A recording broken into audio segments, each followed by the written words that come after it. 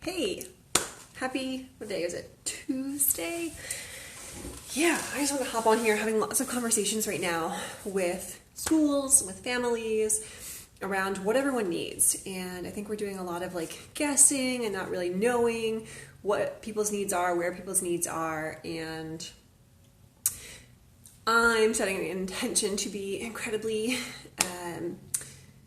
purposeful in listening closely and listening for information, listening to hear what people's needs are. So in planning some of our content creation, content release, we were talking about all these different possibilities. And what came up was virtual conferences, and a lot of people right now are doing virtual summits. And the idea was proposed to me about doing something similar to give people free resources and free access to information. And ultimately, I went back to my knowledge on and passion about neurobiology and neuroscience and even human biology. And I don't think, in general, but especially not right now, that virtual conferences and summits are a good idea. And here's why, because there's some science behind this.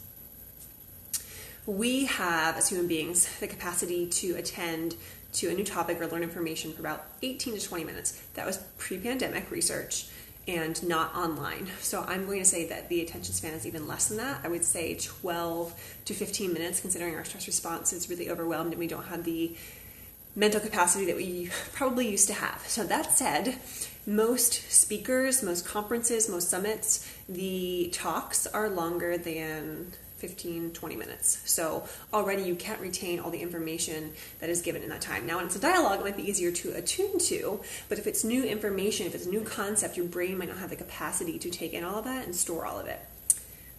On top of all of that, it's not like it's just one session or one webinar, a conference, a summit. There are multiple recordings or multiple sessions live or, again, recorded. When you have so many in such a short amount of time, again, your mental capacity is not able to take in all of that information. It's too much, too fast.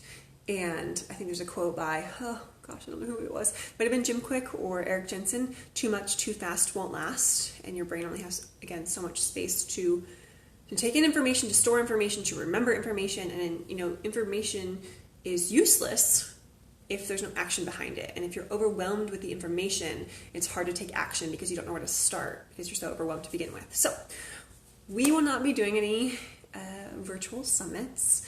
I will participate in conferences and summits to share information, but we will not be hosting any for that reason.